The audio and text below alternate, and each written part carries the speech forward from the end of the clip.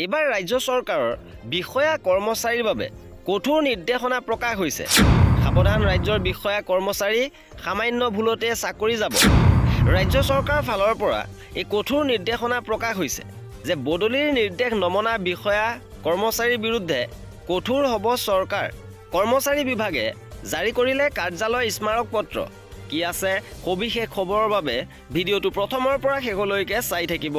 শেহতীয়াকৈ কৰ্মচাৰী বিভাগে জাৰি কৰা কাৰ্যালয় স্মাৰক পত্ৰত এই সন্দৰ্ভত স্পষ্টভাৱে উল্লেখ কৰিছে যে বদলিৰ নিৰ্দেশনা কোনো শাস্তিমূলক নিৰ্দেশনা নহয়।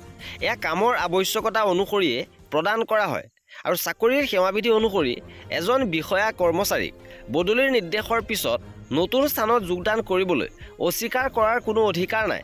পলমকৈ হ'লেও বিষয়া কৰ্মচাৰীয়ে বদলিৰ স্থানত যোগদান কৰি সেৱা অব্যাহত ৰাখিব লাগিব।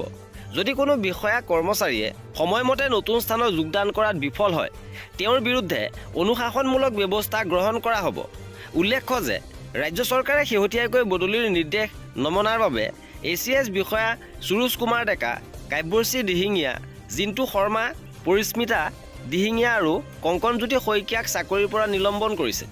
আৰু এই আটাইকেইজন ACS বিষয়াই বদলিৰ নিৰ্দেশ অমান্য কৰাই নহয়, শীৰ্ষ বিষয়াৰ দ্বাৰা স্বাক্ষৰিত বদলিৰ নিৰ্দেশনা সম্পূৰ্ণৰূপে নস্যাৎ কৰিছিল।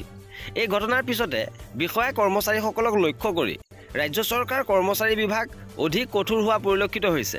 আৰু বিধানসভা নিৰ্বাচনৰ পিছত কলেজ, হস্পিটাল, বিদ্যালয় চতুৰ্থ বৰ্গৰ কৰ্মচাৰী নিযুক্তি প্ৰক্ৰিয়া সলনি হ'ব।